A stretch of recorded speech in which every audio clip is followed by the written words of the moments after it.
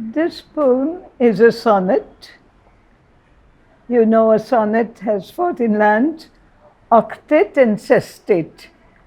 First 8 lines and then a little different mood, perhaps an explanation. We will see when we read the poem. Is the other 6 last lines. Is it the Petrarchian sonnet? Petrarchian, not Shakespearean sonnet. Sonnet? Shakespearean is 4, 4, Shakespearean 4, 4, 4. and 2. Yes. 3 quartets and one Couplet. Couplet, that's right. This is the other form. Sri Aurobindo has also written in other. The next one is that.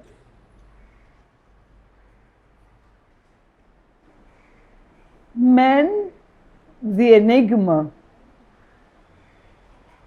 A deep enigma is the soul of man.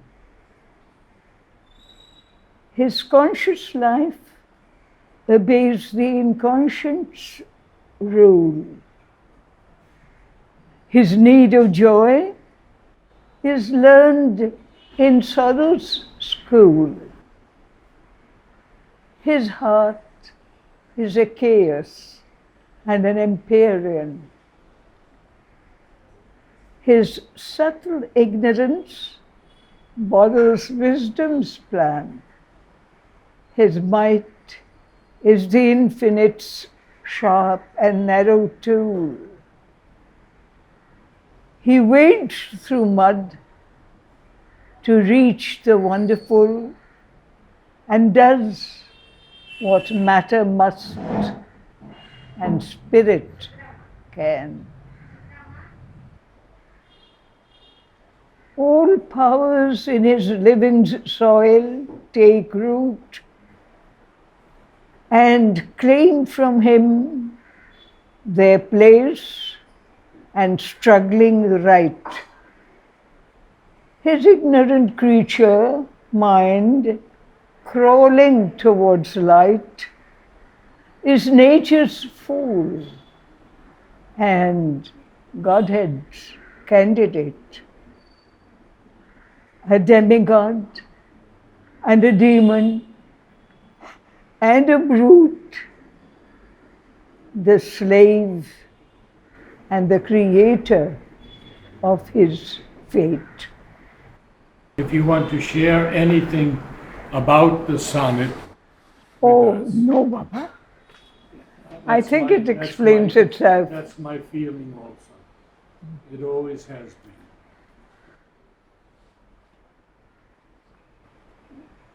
This sonnet is in another form, 3 quartets, followed by a couplet.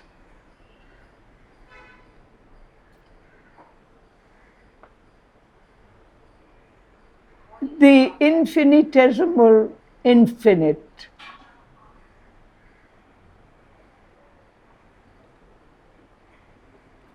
Out of a still immensity we came.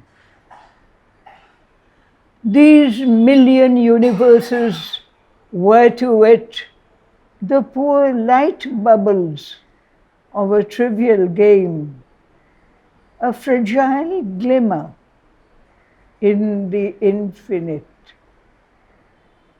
It could not find its soul in all that vast. It drew itself into a little speck, infinitesimal, ignobly cast out of earth's mud and slime, strangely awake. A tiny plasm upon a casual globe in the small system of a dwarf-like sun, a little life wearing the flesh for robe, a little mind winged through wide space to run.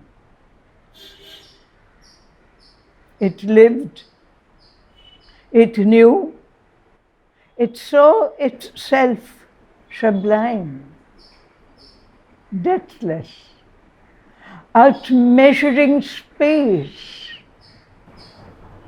outlasting time. The next sonnet describes the dance of Krishna and the dance of Kali. It is entitled The Cosmic Dance. The cosmic dance. Two measures are there of the cosmic dance. Always we hear the tread of Kali's feet, measuring in rhythms of pain and grief and chance, life's game of hazard terrible and sweet. The ordeal of the veiled initiate, the hero soul at play with death's embrace, wrestler in the dread gymnasium of fate, and sacrifice a lonely path to grace. Man's sorrows made a key to the mysteries. Truth's narrow road out of time's wastes of dream. The soul's 7 doors from matter's tomb to rise are the common motives of a tragic theme.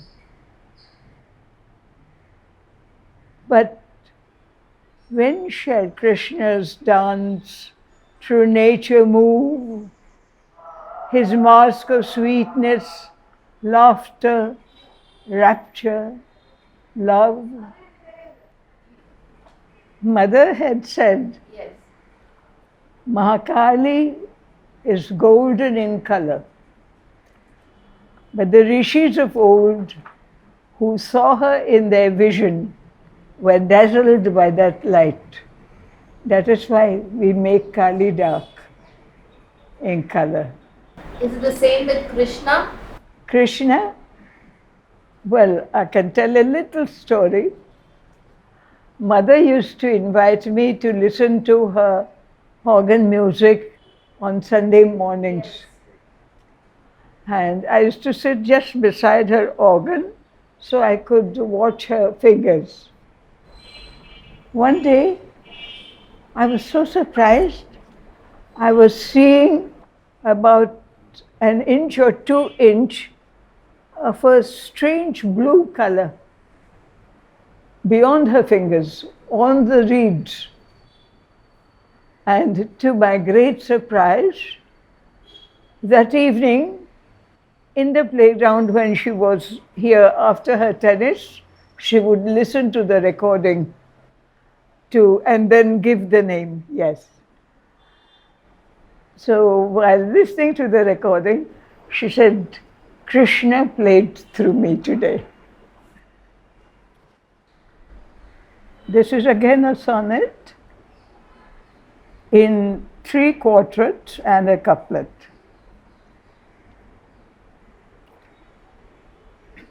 Man the mediator, Adam inconscient, drew life's stumbling maze, a night of all things, packed and infinite.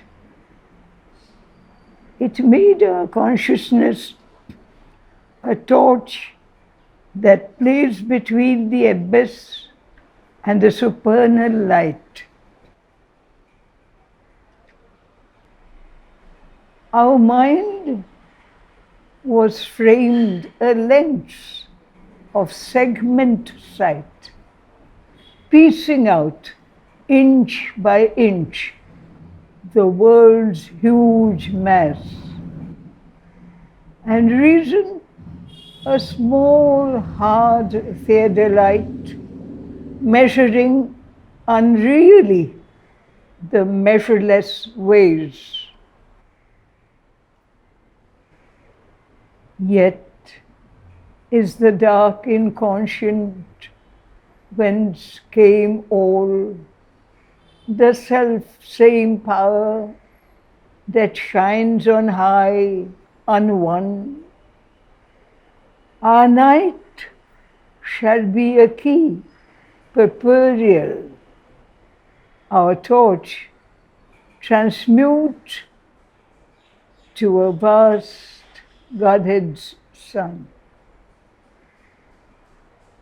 Rooted in Maya, heavenward man's nature grows, his soul the dim bud of God's flaming rose. I would like to ask you about reading sonnets or poetry in general. Does one have to speak the entire line, or can you break it up a little bit with inflections? I read it once more. No, I'm asking you a question. How best to read it? Just as one understands and feels. Sri Aurobindo is so complete that each one of us interprets in his and her way, and each one receives whatever comes at that time. Wonderful. I did my pranam this morning, and I said, they are coming, I have to read. Discoveries of science. I saw the electric stream on which is run the world, turned motes and spark worlds of a light. A fire of which the nebula and sun are glints and flame drops, scattered eremite, and veiled by viewless light worked other powers, an air of movement endless, unbegun, expanding and contracting in time's hours, and the intangible ether of the One. The surface finds the screen phenomenon are nature's offered ransom, while behind her occult mysteries lie safe, unknown, from the crude handling of the empiric mind. Our truths discovered are but dust and trace of the eternal energy in her race. In her race, that means race of science. Sometimes I feel like a motherless child. Sometimes I feel like a motherless child, a long way from home, a long way from home. True believer, a long way from home, a long way from home.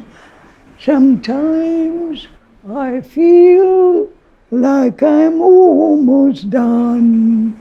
Sometimes I feel like I'm almost done. Along the heavenly way, along the heavenly way, true believer, true believer, along the heavenly way, along the heavenly way. I could introduce the narrative poem Love and Death but if I have to find the couplet of the Mahabharata in Sanskrit that our Sanskrit teacher had given me, which were the origin of this. And Amar Kiran, in his letter to Sri Aurobindo, asks, what was the background? What was the making of the... He said, there's no background or making. I read this couplet and I said, here's the subject. And I wrote it.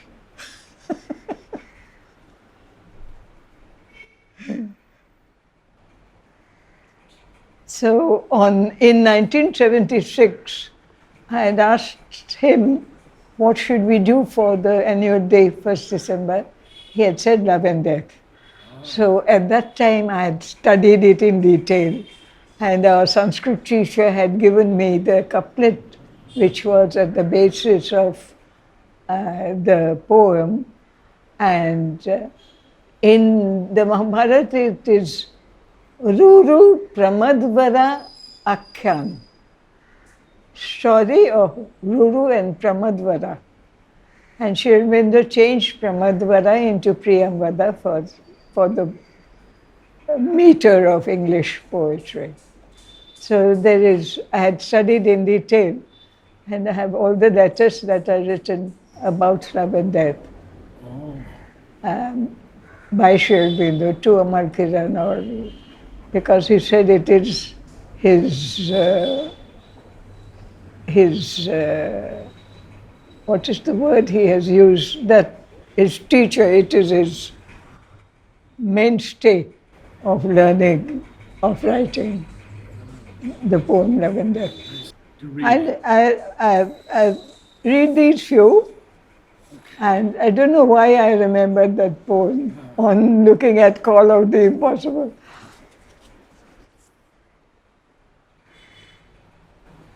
The sonnet named The Call of the Impossible.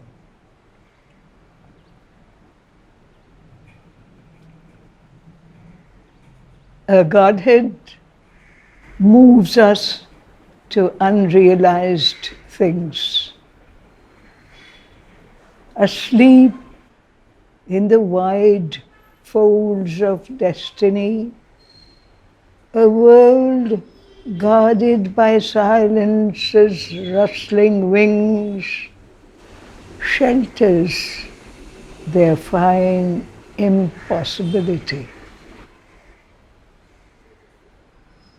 But parting quiver the cerulean gates, strange splendors look into our dreaming eyes. We bear proud deities and magnificent fates. Faces and hands come near from paradise. What shines above waits darkling here in us. Bliss unattained, our future's birthright is. Beauty of our dim souls grows amorous. We are the heirs of infinite widenesses. The impossible is our mask of things to be. Mortal, the door to immortality.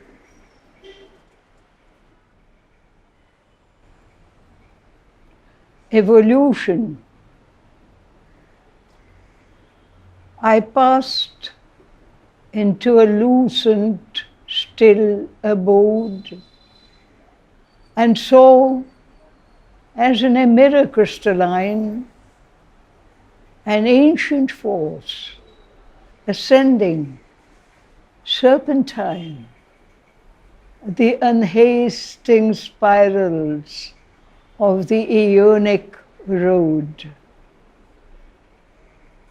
Earth was a cradle for the arriving God, and man but a half-dark, half-luminous sign of the transition of the veiled divine from matter's sleep and the tormented load of ignorant life and death to the spirit's light.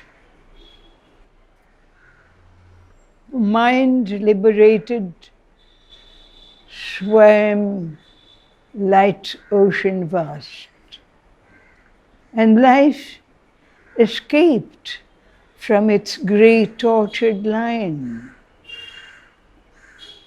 I saw matter illumining its parent night. The soul could feel into infinity cast timeless God bliss, the heart incarnadine.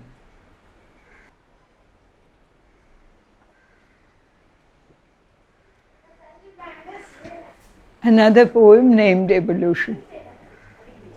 Evolution 2. All is not finished in the unseen decree. A mind beyond our mind demands our ken. A life of unimagined harmony awaits, concealed, the grasp of unborn men. The crude beginnings of the lifeless earth, the mindless stirrings of the plant and tree prepared our thought for a godlike birth, broadens the mold of our mortality. A might no human will nor force can gain, a knowledge seated in eternity, a bliss beyond our struggle and our pain, are the high pinnacles of our destiny. O thou who climbed to mind from the dull stone, face now the miracled summits still unwon.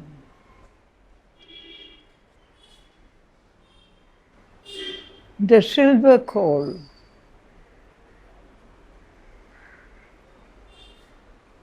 There is a Godhead of unrealized things to which time's splendid gains are hoarded dross.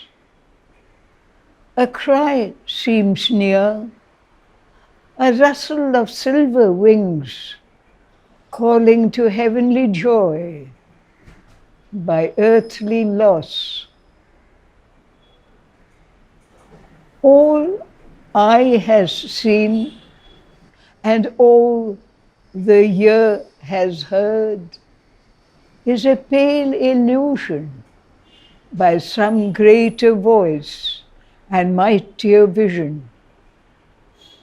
No sweet sound or word no passion of hues that make the heart rejoice can equal those diviner ecstasies.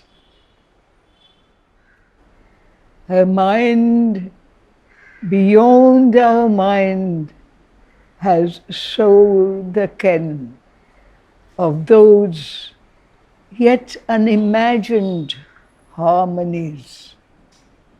The fate and privilege of unborn men, as rain-thrashed mire, the marvel of the rose, earth waits that distant marvel to disclose. After Mother left her body in 1973, I was asked to try the annual day program. Oh. So I said I'll do it in her memory to remember her, and I was told to use her music as a trial. Then it turned out to be satisfactory, and so in 1975, I asked Shervida's permission to direct his 5-act play Eric. So he said it has already been done. I said in the ashram stage it had been done only once long ago in the 60s. May I try? He said yes. And Norman Dawson. Who said yes? Yes. Who said yes? Shervida. Sri Aurobindo. How do you speak to him or ask this? 1975.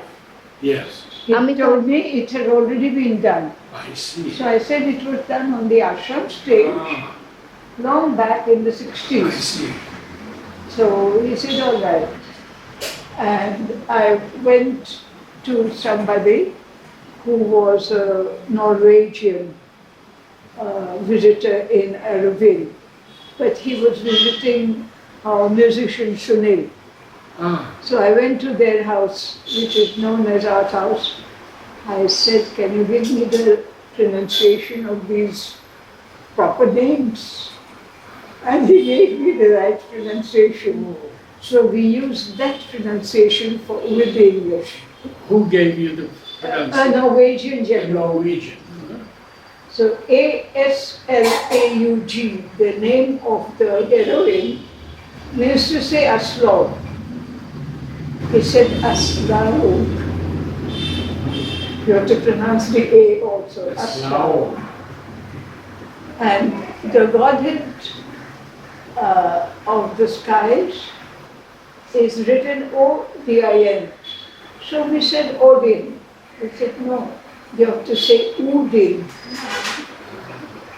And what is the other pronunciation he corrected? Aslaug, Udin, Hefta. Hefta, we used to say H-E-R-T-H-A, the friend of the heroine. He said, no, you have to say to, Hefta, Hefta. So these are pronunciations which he corrected, and we were all very happy.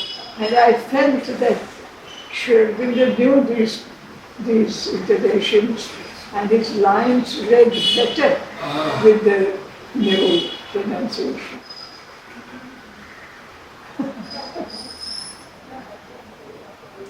That's how in 1976 I had asked Shervinder, what focus to send me this time? He said Lavender. That's how I studied it in detail, and I saw in his letter, Amal Kiran had asked him how it came to be. He was reading, as he knew Latin and Greek before coming to India at age 21. In Baroda, he studied Sanskrit on his own. And he studied the Mahabharata in Sanskrit. And he told Amal Kiran said, what was the background of this? I said, no, Balram. He read the couplet on Lulu and Premvada. It is only a couplet in Mahabharata. He said, I read and I said, here's the subject. And he wrote 1,600 lines in 15 days or something like that. Writing only in the afternoons, he said, because he was office goer in the mornings. So he wrote only for 2 hours in the afternoon.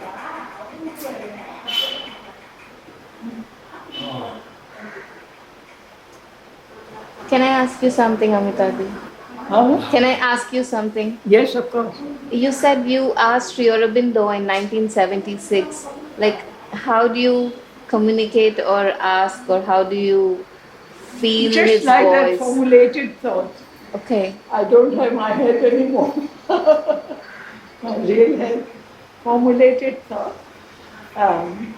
Mother and Sri Aurobindo actually brought me up right from my childhood. I was 7 years old when I first came here, and I liked very much the importance given to flowers, because right from my childhood, age 4, I liked flowers very much. And I asked my mother questions.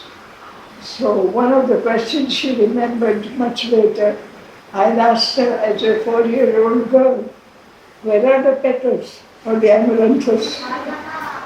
Where are the petals? My mother said, these are the petals. I didn't like the idea that they were stiff. I called them, oh, it's like as if you're shaved off your head.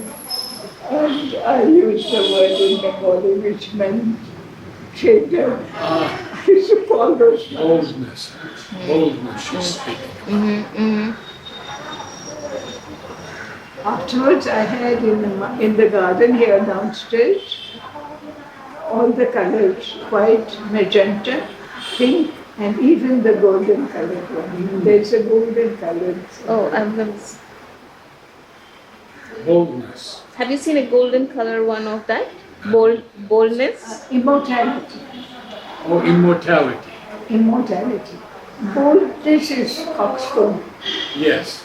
Coxcomb is boldness. Okay. But amaranthus, isn't it called? This is immortality. Amaranthus is immortality. And how is it shaved? Huh? How does amaranthus look shaved? Because the petals are hard and Oh, they yeah. didn't feel like petals. So I said, shave it. That's what it is. Then what happened? Did you ask this to the mother about this, or? About this I didn't tell mother anything. Mother used to see me in the mornings, and she used to give me a bouquet of flowers. I think I've spoken about it a Yes. few times. I might have spoken to you also. She gave me a bouquet of flowers, and I was not very happy. Yes, I remember this. I told you that. I said she gives me a bouquet, she doesn't give me any flower in particular. So the day I thought it, when she came, she picked up the bouquet and she said, sunflower and chicken.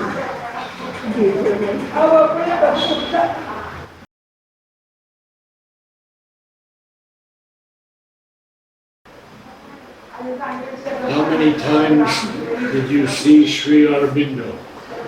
Aurobindo, my first darshan was in 1940, August and November. The next darshan was, we were given this house first floor, April, 41 April. Then 1942 onwards I have seen her because we stayed here, all the four darshans. And 1 year, I think it was 1947, our embroidery department had done an elaborate embroidery of a dragon in silver and gold. It was so imposing. It was there above mother and Shiva. But the mother used to sit on the right hand side. I did my namaskaram as usual, but I looked only at the curtain, not at them. And when I turned to go, Shiva told mother, she likes beautiful things.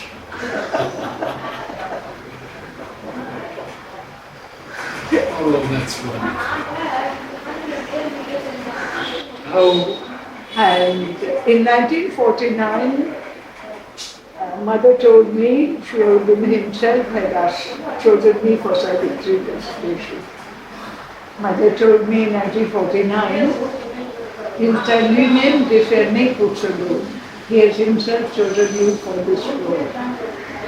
So I recited Savitri for the first time in 1949. And 50, 51, 52, 53. 4 years consecutively we had done different parts of Savitri. And Noam Dasut was out there.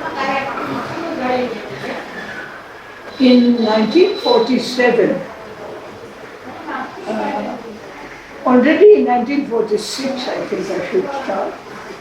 In 1946 we recited, in the hall where we received mother's blessing.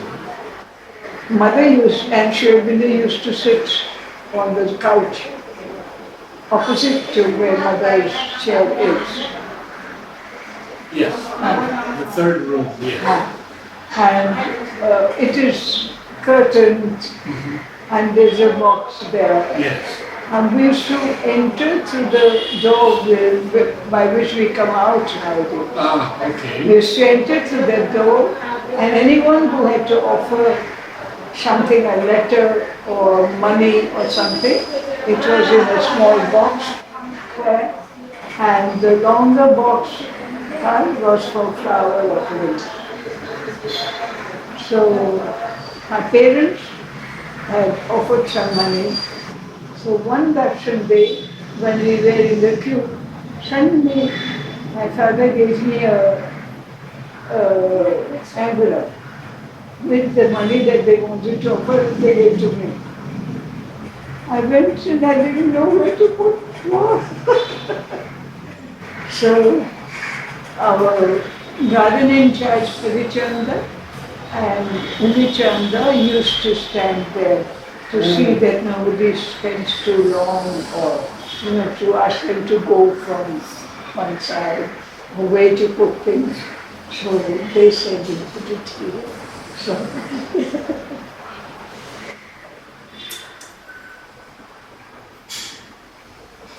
on the last darshan, 1950 November. 1950 November was the last darshan. And Nirodha was very concerned. He was standing there, and Nirodha and Champakalji were always there during darshan. Nirodha used to ask a regular question after darshan, how was darshan this time? When he would come into his room back after darshan, Nirodha would ask him, how was darshan this time?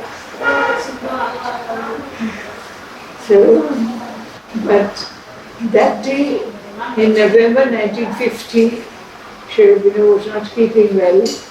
So Nirodha was standing there saying, march past, march past, march past. So everyone had to just do that and namaskar and go away. I found time to say, let Savitri be done as you want it done.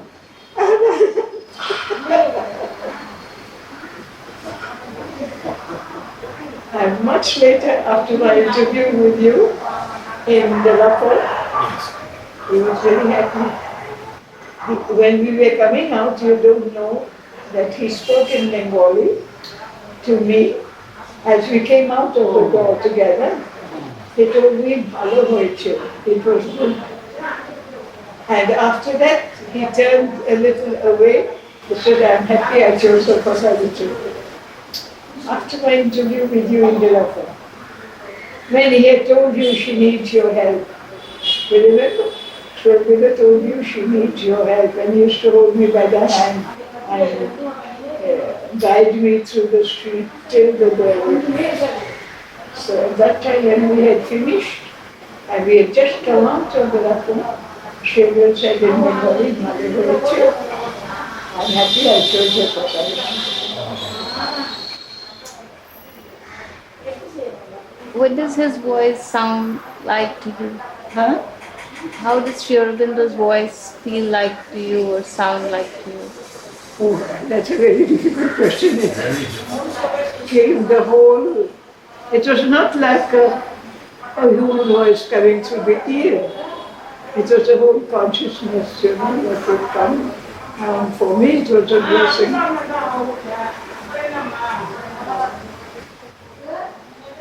Because I remembered the year Mother had said, in Tanzania, they said, he has himself chosen you for this role in 1949. So in 2013 February, I think we finished the interview.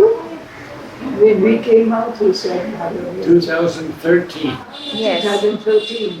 Yes. 11 years ago. You have forgotten entirely because you had so much responsibility in Mathemandi and other places. But when we came out, he had told you she needs your help. So he used to catch me by the hand and bring me till the doorway, lead me till the doorway. So at that time, he had said, when we came out, he had said, Bhalo Hoche, and then in English, I am happy I chose her for Sadhana. That was in 2013. When you were younger and you would go in front of him, can you share an experience or two? I was reading Savitri, and I was told as a child, first mother, and mother will say it's all right, then children will say it's all right, and then you will do namaskaram to both, and then you will. That's what I was told as a child of 7 by my parents. I did that all the time. Even when I was old, I used to do like that. And in 1950 November, 1950, 5th of December, he left his body. So 1950 November darshan, Narad kept saying, as I told you, Yes. much past. So I said, let Savitri be done the way you want it done.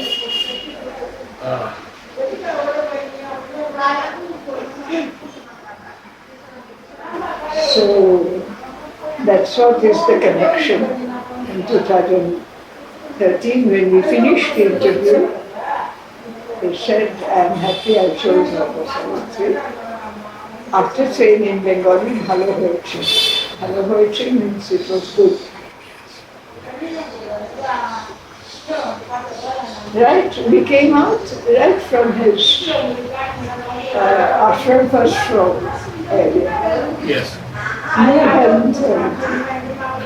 You hadn't seen. I was aware that he had told you she needs your help, and you led me till there. And then on that last day in 2013, he said,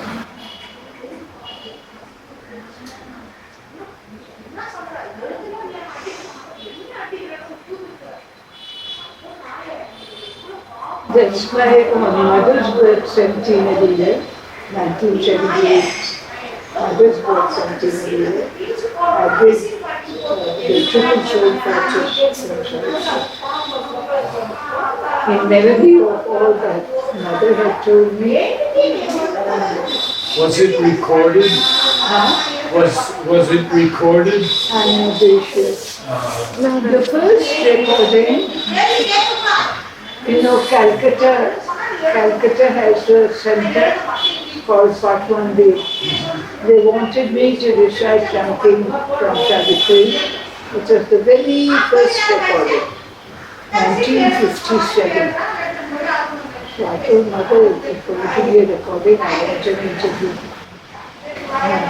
So mother called me for an interview and sat on the chair there, my chair is in the Dakshin room. She gave me an interview there. And after a little talk and all that, I said, you read.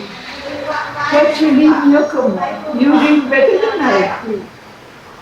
I said, but mother, you understand better than all of us whatever has been said there. But she read, and it was a very beautiful experience. It was a recording by Patwandi Calcutta. It was the very first recording. So mother said, be careful, all the words must be heard in Sri Aurobindo's writing, even the smallest words have importance. Yes. So Yes. I remembered earlier, one year on the 1st of December, we were doing the Triple Soul Forces, where I was doing Savitri, Mother of Sorrows, I am thy secret soul. So Mother said to me the next morning after the final rehearsal, she was near the frigidaire on the first floor, and she said, all the words are important. You mustn't slur over words as in common speech. Not there shall be light and peace in all the words. No, in all must also be there. So I was very careful. There shall be light and peace in all the world. So important.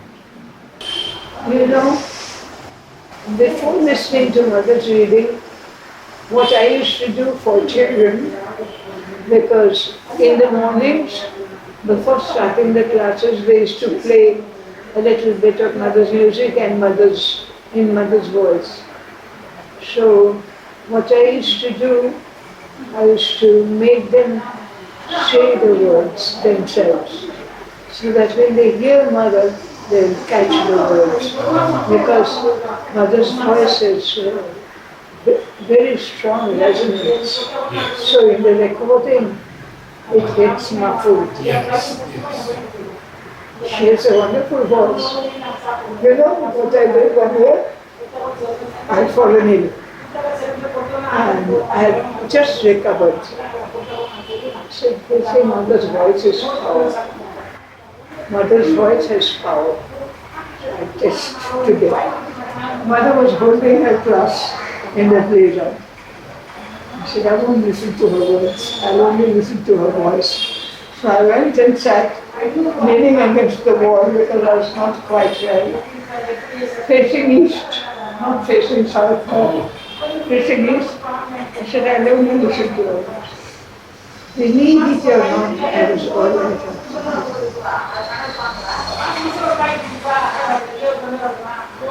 No ailments, no fever, nothing, everything was right. There's a power behind the resonance of her voice.